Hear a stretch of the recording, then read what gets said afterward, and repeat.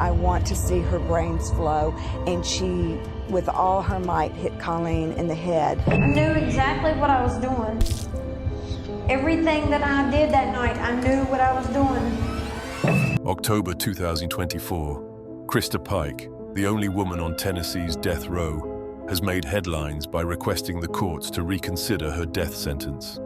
Her conviction stems from the 1996 murder of 19-year-old Colleen Slemmer, which involved extreme violence and was carried out with 2 accomplices.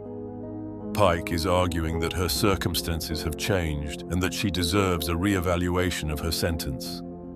As the only woman sentenced to death in Tennessee, Christa Pike has spent years living in solitary confinement at the Deborah K. Johnson Rehabilitation Center in Nashville.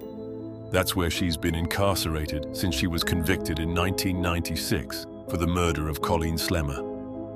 In September 2024, Pike reached a settlement with the Tennessee Department of Corrections that ended her long-standing solitary confinement.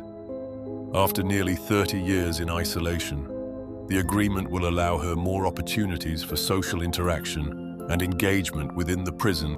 Christa Gale Pike was born on March 10, 1976, in the small town of West Virginia.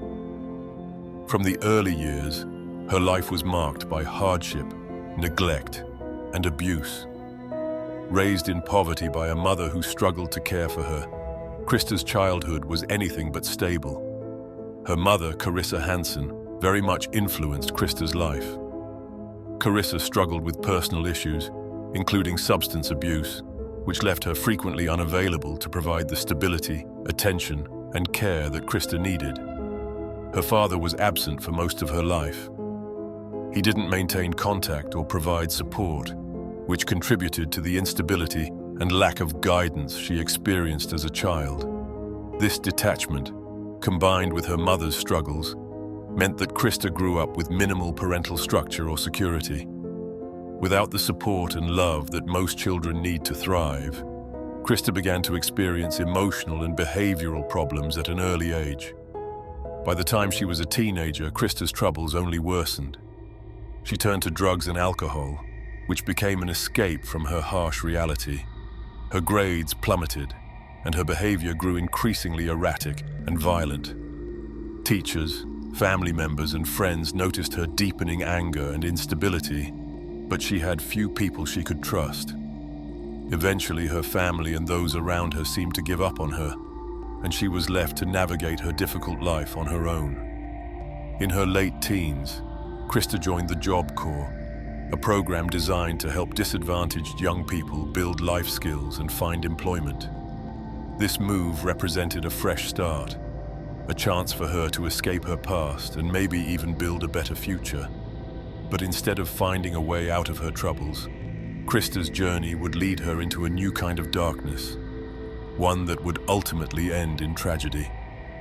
In Knoxville, Tennessee, Christa met Tadarrell Shipp, another Job Corps student who shared a similarly troubled background. Tadarrell, like Christa, had struggled in life and seemed drawn to the darker sides of human nature. As the two spent more time together, their relationship became intense and obsessive, a combination of teenage infatuation and a shared fascination with the occult. Tadarrell introduced Christa to books and symbols related to Satanism, and together they began to embrace what they saw as a rebellious, dangerous lifestyle. Christa would later claim that their involvement with occult practices fed her desire for power and control, something she felt she'd been denied all her life. As their relationship progressed, Christa's mind became fixated on another student at Job Corps, a young woman named Colleen Slemmer.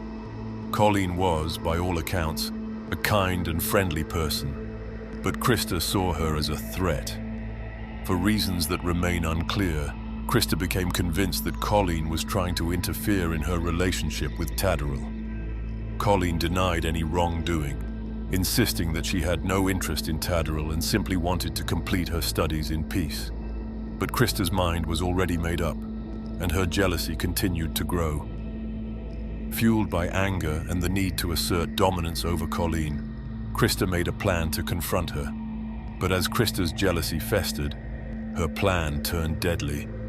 Instead of simply confronting her, Christa decided she would use this opportunity to demonstrate her power. She wanted Colleen to suffer, to feel her wrath in the most horrifying way possible. On January the 12th, 1995, Christa Pike put her twisted plan into action. She enlisted the help of Tadderell Shipp and another Job Corps friend, Shadola Peterson, to lure Colleen Slemmer to an isolated wooded area near the Job Corps campus. Under the guise of ending their conflict, Christa convinced Colleen to walk with them into the secluded spot, unaware of the fate that awaited her. Once they were alone, Christa and Tadderell launched a brutal attack. Colleen was tortured in ways that are difficult to describe. She was beaten, slashed, and ultimately murdered over a period of several hours. Christa used a box cutter and a small meat cleaver to cut Colleen repeatedly, taunting her and refusing to let her escape. Witnesses would later recount that Christa seemed to be in control of the entire attack, instructing Tadderell and enjoying the pain she was inflicting. But Christa's cruelty went beyond simply taking Colleen's life. In a move that shocked investigators, Christa carved a piece of Colleen's skull as a trophy and kept it in her jacket pocket. Later, she would boast about the murder to her friends, displaying the piece of bone as proof of her power. The brutality of her crime and the disturbing lack of remorse left an impression on everyone involved in the case, and the Knoxville community was horrified by the crime. The evidence against Christa was overwhelming, and it was only a matter of time before she would face justice. Christa Pike was quickly arrested and brought to trial, where the shocking details of her crime were laid bare before the court. During the proceedings, it became clear that Christa had orchestrated the murder and had even planned to keep a souvenir from the act. The piece of skull found in her jacket pocket was presented as evidence, painting a chilling picture of a young woman who had committed an act of senseless, cold-blooded violence.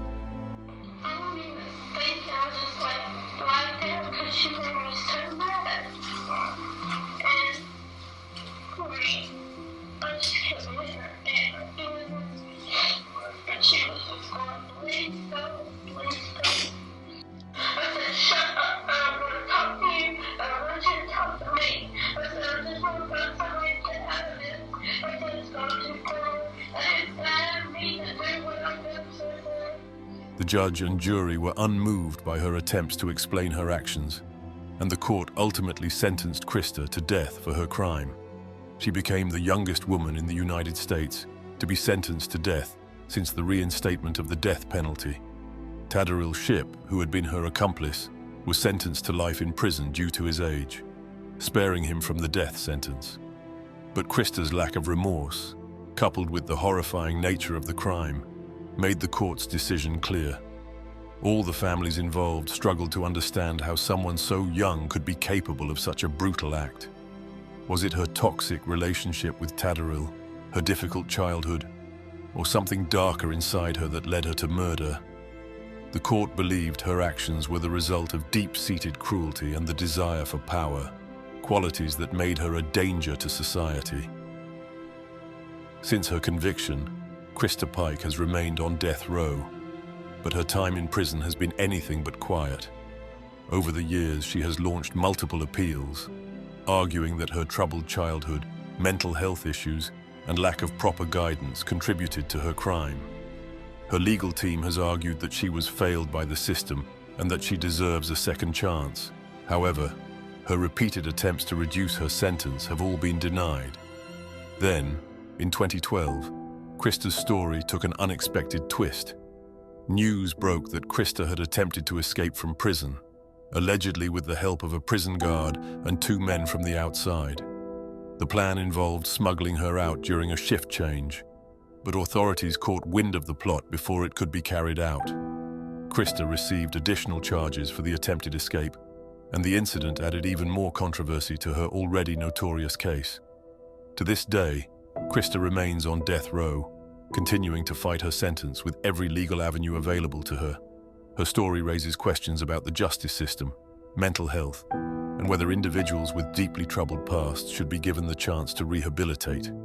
But for many, the memory of Colleen Slemmer and the cruelty of her death remain the defining parts of Christa Pike's legacy.